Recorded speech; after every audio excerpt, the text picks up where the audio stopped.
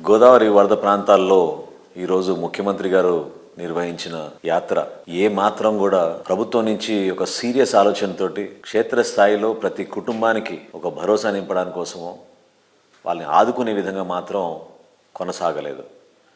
ఆశ్చర్యకరమైన విషయం ఏంటంటే ముఖ్యమంత్రి గారికి అందించాల్సిన సమాచారం అధికారులు చాలా అద్భుతంగా జరిగిపోయిన సేవా కార్యక్రమాలను చెప్తూనే ఉంటారు. కానీ క్షేత్రస్థాయిలో పర్యటించినప్పుడు సామాన్యులతోటి మీరు ఇష్టాగోష్ఠి కార్యక్రమం చేసినప్పుడు ఇద్దరిని దగ్గర తీసుకుని మీరు మాట్లాడినప్పుడు మీకు అర్థమవుతుంది ప్రభుత్వ పనితీరు ఏంటనేది. కానీ ఈరోజు అక్కడ జరిగింది ఏంటి, మొత్తం ఒక డ్రామా కంపెనీ లాగానే జరిగింది.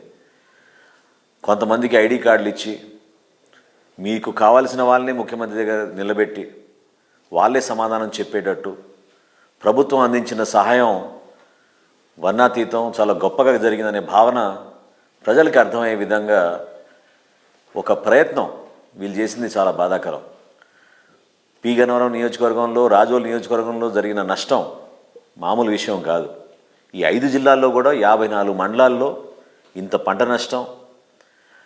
క్షేత్రస్థాయిలో పశువులు పాపం వాళ్ళు పడిన ఇబ్బందులు, సామాన్యులు రైతులు కూలి పనికి వెళ్ళే వాళ్ళు పడిన ఇబ్బందులు, చిన్నపిల్లలతో తల్లులు వాళ్ళు పడిన ఇబ్బందులు, వ్యవసాయ రంగమే కాకుండా ప్రత్యేకంగా అక్కడ జరిగిన పంట నష్టం, మరి ఉద్యాన పంటలు, వీటి గురించి మాట్లాడే నాదులు ఎవరు లేరు. ఇంకా విచిత్రం ఏంటంటే పశువులంట ముఖ్యమంత్రి గారు అందించిన సహాయం చూసి ఖచ్చితంగా వారికి నోరు లేదు కానీ లేకపోతే వాళ్ళు కూడా సంతోషంగా మెచ్చుకునేవారు. అంతకన్నా ఆశ్చర్యం ఏం కలిగిస్తుంది? వారం 10 రోజులు అక్కడ కనీసం పాల ఉత్పత్తి లేదు, పశువులకి మేత ఇచ్చిన వాళ్ళు ఎవరు లేరు. చాలామంది సహాయం అందించిన వ్యక్తులు ఇతర ప్రాంతాల నుంచి లారీల్లో తీసుకొచ్చి పశుగ్రాసం అందించారు. మరి జిల్లా యంత్రాంగం ఏమైంది? ఎంతమందికి ఆర్థిక సాయం అందించారు? ఎన్ని కుటుంబాలను ఆదుకున్నారు?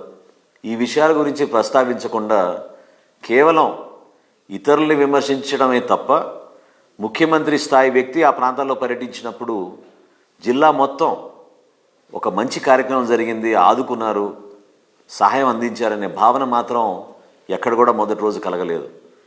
విచిత్రం ఏంటంటే జనసేన పార్టీ నుంచి ప్రతి గ్రామంలో కూడా మా నాయకులు, వీర మహిళలు, జన సైనికులు వాళ్ళ వంతు వాళ్ళు సహాయం అందించడానికి కోసం గత 10 రోజుల నుంచి వాళ్ళకి ఆహార పొట్లాలు, కొన్ని ప్రాంతాల్లో వాళ్ళకి బట్టలు అందించడం, సేవా కార్యక్రమాలు చేస్తూ వాళ్ళకు వచ్చిన సమాచారం మేరకు మా తూర్పుగోదావరి జిల్లా అధ్యక్షుడు దుర్గేష్ గారి నాయకత్వంలో నిన్న జిల్లా నాయకులందరూ కూడా ముఖ్యమంత్రి గారిని కలిసి ఒక వినతి పత్రం అందించాలని ఒక ప్రయత్నం చేద్దామని వాళ్ళు నేను ఆలోచించారు.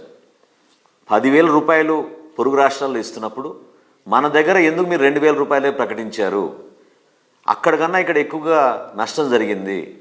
చాలా రోజులు కనీసం కరెంటు లేదు, ఇంట్లో ఉన్న సామాన్ అంతా కూడా తీసుకెళ్ళి బయటపడేసి వాళ్ళు పాపం ఎక్కడికి వెళ్ళాలో తెలియక రీహాబిలిటేషన్ సెంటర్లు నిండిపోయి కనీసం పిల్లలకి పాలు కూడా అందించలేని పరిస్థితిలో ఉన్నప్పుడు 2,000 రూపాయల ఆర్థిక సాయం అనేది చాలా దుర్మార్గం. దీన్ని మీరు 10,000 రూపాయలకి పెంచండి అని ముఖ్యమంత్రి గారిని రిక్వెస్ట్ చేయడానికి మా నాయకులు ప్రయత్నిస్తున్నప్పుడు నిన్న రాత్రి నుంచి వీళ్ళందరినీ కూడా హౌస్ అరెస్ట్ చేశారు, కేసులు పెట్టారు. ప్రజాక్షేత్రంలో ఒక రాజకీయ పార్టీగా జనసేన పార్టీ చేసిన కార్యక్రమాలు మా పార్టీ అధ్యక్షులు ఇచ్చిన పిలుపు మేరకు మన మండపేట సభలో పవన్ కళ్యాణ్ గారు చాలా స్పష్టంగా ప్రతి నాయకుడిని మీ వంతు మీరు సహాయం చేసి వరదల్లో చిక్కుకున్న ప్రతి కుటుంబానికి మీరు సహాయం అందించమని ఆయన కోరారు. ఆ పిలుపు మేరకు క్షేత్రస్థాయిలో మా వాళ్ళంతా చక్కగా పనిచేసినప్పుడు పోలీస్ యంత్రాంగం, జిల్లా యంత్రాంగం నిన్న రాత్రి నుంచి ప్రతి చోట మా వాళ్ళని నిర్బంధించి ఈరోజు ఒక వైసీపీ శాసనసభ్యుడిని కనీసం మీరైనా ముఖ్యమంత్రి గారి దృష్టికి తీసుకెళ్లి 10,000 రూపాయలు చేయించండి అని చెప్పి మా వీర మహిళలు ఆయన్ని రిక్వెస్ట్ చేసి వినతి పత్రం అందిస్తే ఆయన కూడా అవమానపరిచే విధంగా మాట్లాడితే అది చాలా బాధాకరం. మేము ఖండిస్తున్నాం దాన్ని. జనసేన పార్టీ ఎప్పుడు కూడా క్షేత్రస్థాయిలో ప్రతి ఒక్కరిని ఆదుకోవాలని, ప్రతి కుటుంబానికి ఒక భరోసా కల్పించే విధంగా పవన్ కళ్యాణ్ గారు అందరినీ కూడా మోటివేట్ చేసి చక్కగా పనిచేయమని చెప్తారు తప్ప రాజకీయం కోణం నుంచి లేదా ఓట్ల కోసమో ఆ లబ్ధి కోసమే ప్రయత్నించే పార్టీ జనసేన పార్టీ కాదు. నిజాయితీగా పనిచేస్తున్న మా నాయకుల్ని, మా వీర మహిళల్ని ఈ విధంగా మీరు ఇబ్బంది పెట్టడం చాలా అన్యాయం. వేల మంది కుటుంబాలు అక్కడ నష్టపోయారు. ప్రతి కుటుంబానికి మీరు 10,000 రూపాయలు తక్షణంగా ఆర్థిక సాయం అందించాలి. ఎన్యూమరేషన్ ఎందుకు జరగలేదంటే ముఖ్యమంత్రి గారు చెప్తారు ఇంకా ప్రమాద హెచ్చరికలు ఉన్నాయి కాబట్టి ఎన్యూమరేషన్ జరగలేదని. గతంలో ఎప్పుడు కూడా ఈ విధంగా జరిగేది కాదు.